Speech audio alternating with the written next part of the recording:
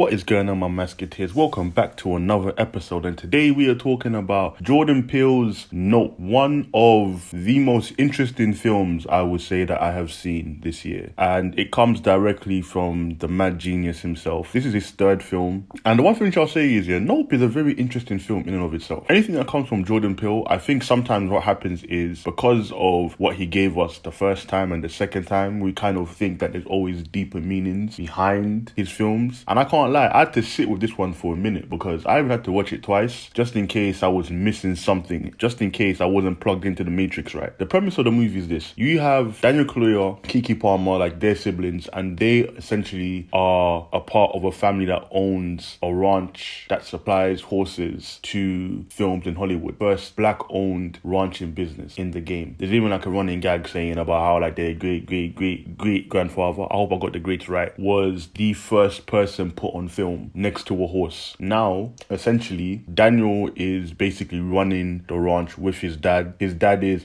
Keith David, the legend himself. But then what ends up happening is that literally through like a freak accident, some debris from what they think is a plane ends up killing the dad. A nickel goes straight through his head. He's done. Now, essentially, the ranch now belongs to Daniel and Keke. They realize that there's something weird that's on their ranch, and it's been there for a very long time. The whole film is set around mystery because even during like the trailers and during the promotion, you never actually knew what this thing was. Every time you just had people looking up in the sky and then they're just saying nope, nope, nope. And that's been like the constant running thing like throughout the build up for this movie. So going into the movie, I didn't know exactly what this was going to be. All I knew was that there was something that was in the sky and that is doing some damage, or it could be an alien, it could be some government situation. We weren't really too sure, but once you watch the movie, you then find out that essentially, it is an alien. But then even then, I don't even know if it's an alien, but for all intensive purposes, let's just call it alien. But it disguises itself as a cloud. It takes up horses, men, women, children, whatever it has a tinkering for. But it primarily likes horses. So that is basically like the premise of the movie. They decided they want to capture it, but they want to capture it on film. Once they do that, they'll be able to make a lot of money because the ranch itself, it ain't doing so hot. It was cool back in the day, but now that CGI and a whole bunch of other technologies come in, you can just Photoshop a horse into that or just CGI a horse into it because,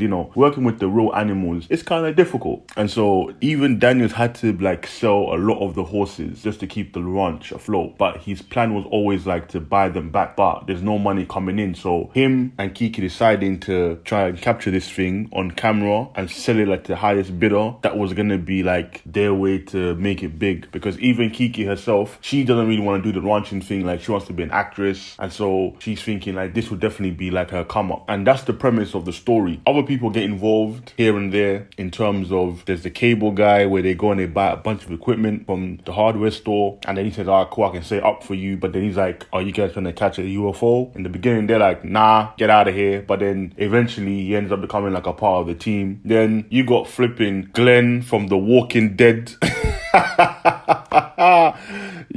He can beat his skull so much, ended up in Nope.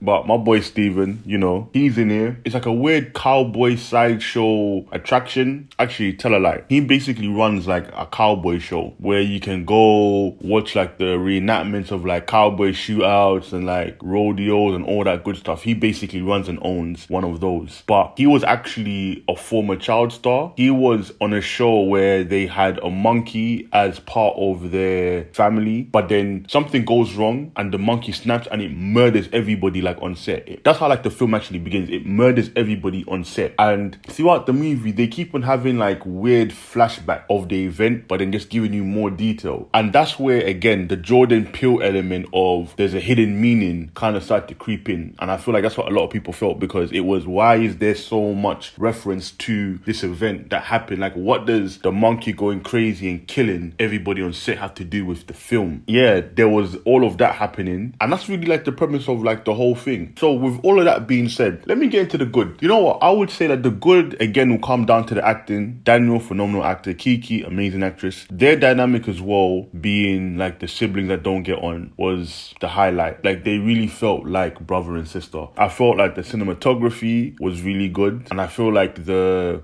general shot and the feel of the movie I like. And I feel like that's one thing which I definitely give Jordan Peele. Each movie feels very different and very unique. That's a plus in my book. It's not a case of where his movies feel the same. Like, they each have like their own energy. And I like that each movie has a very unique sense about it. For me, that's a plus. No, that's really about it, man. That's really about it. Now, the bad, I can't lie to you, there's a lot that kind of goes over your head if you're not paying attention. It took me 2 watches and I started realizing certain things which I didn't see in the first watch. I feel like there's a lot that is left to the imagination. And don't get me wrong, normally I wouldn't say that's a bad thing, but I feel the reason why it might be bad in this case is because you don't exactly know what the point of the film is. That's a negative for me. If you don't know what the film is or the purpose of the film, then that's where you kind of walk into muddy waters, because it adds a lot of subtext into his work. I feel at times there's too much subtext and you kind of get lost because the meaning that you take from the film might not even be the meaning that he intends at all. And then I would definitely say the big reveal of what that creature was. I was actually loving the film until like the last 30 minutes. When they showed you what the creature was, I can't even lie to you, it went left for me, because I literally thought that it was a massive cowboy hat the first time. I'm being so real with you. I thought it was a massive cowboy hat, the way it looked and its shape, but then it's not. And then it's like,